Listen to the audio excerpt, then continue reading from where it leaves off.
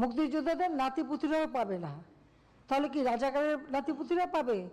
সেটা আমার প্রশ্ন, দেশবাসীর কাছে প্রশ্ন, যে রাজাকারের নাতিপুতিরা সব কিছু পাবে, মুক্তিযোদ্ধারা পাবে না।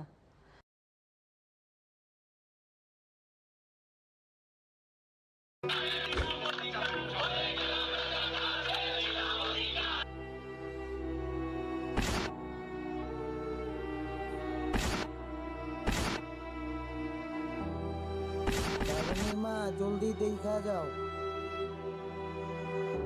কি হয়েছে? দেখো ছেলেটারে কিভাবে মারতাছে, তারপরও ছেলেটা বুক পাইতা দিছে মারার জন্য।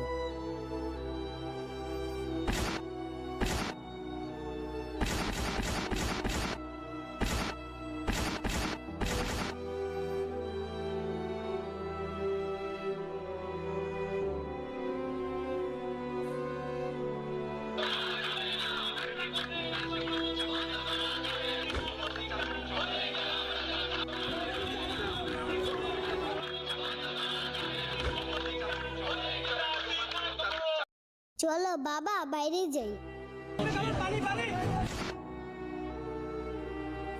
না না, বাইরে গেলে আমরা মরে যাবো। তাহলে চলো ছাদে যাই।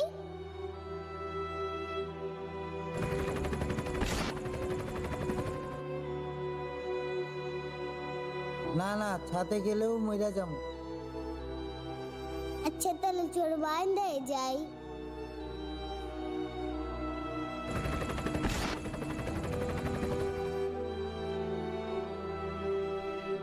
বারিন্দা গেলেও মরে যাবো।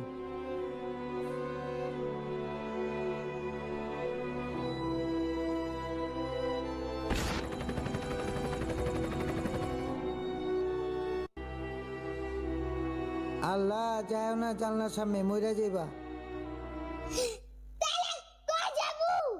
মাথার উপরে। আচ্ছা যাও, মোবাইল দেখো গা।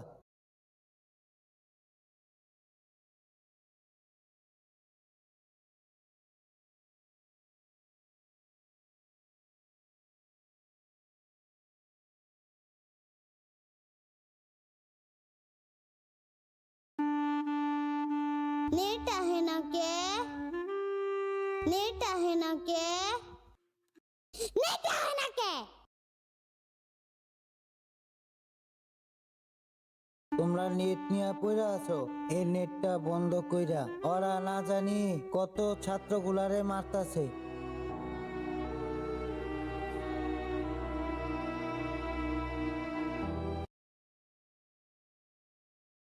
যারা দেখো নেট আইছে। গাইস, ফাইনালি 5টা দিন পর নেট পাইছি। মানে আমার ভালোবাসার মানুষেরা, তোমাদের এই নেটবিহীন জীবন কেমন কাটলো সবাই একটু কমেন্টে বলে যাবা। এইগুলোর কি একটু শরমও করে না? বাংলাদেশের এই পরিস্থিতিতেও টিকটক করা লাগে। ওরা তো কত বড় বড় সেলিব্রিটি, ওরাও তো পারে ছাত্রদের পাশে আইয়া দাঁড়াইতে। ওরা তো আইবই, কিন্তু পরে বারাবাত খাইতে। শুনলাম প্রধানমন্ত্রী শেখ হাসিনা নাকি পলাইছে। শেখ হাসিনা পালিয়ে গেছে, শেখ হাসিনা নাই, শেখ হাসিনা চলে গেছে, শেখ হাসিনা পালায় না।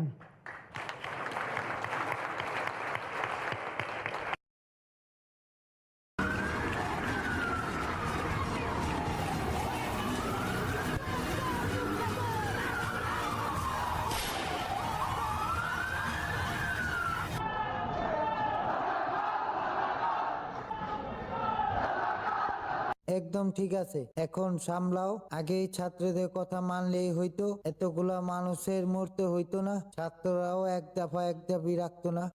আপনি এখানে বসে এত কথা না কয়ে মিছিলে গেলেই তো পারেন। জামুই তো, কালকেই তো সবাইরে একসাথে হওয়ার কথা কইছিল মাস্টার ঢাকা কর্মসূচিতে। ইনশাল্লাহ কালকেই দেশটা স্বাধীন করুক।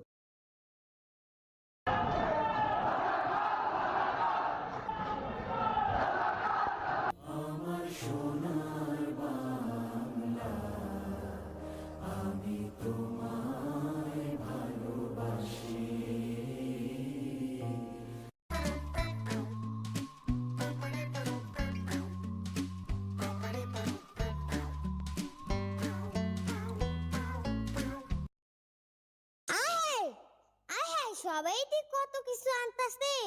আব্বু কি আঙ্গুলে গো অনেক কিছু আনবো? না, ওরা তো এগুলা চুরি করতেছে, আর চুরি করা ভালো কাজ না। আর এগুলো হলো আমাদের রাষ্ট্রীয় সম্পদ, এগুলো নষ্ট করা বা চুরি করা একদমই ঠিক না। আমাদের দেশটা আজ স্বাধীন হলো, আপনারা কি ভাবছেন এই স্বাধীনতা কি এমনি এমনিই হয়েছে? এতদিন যে নেট ছিল না, কারণ কি? এর পিছনের গল্প তো আমাদের জানা দরকার।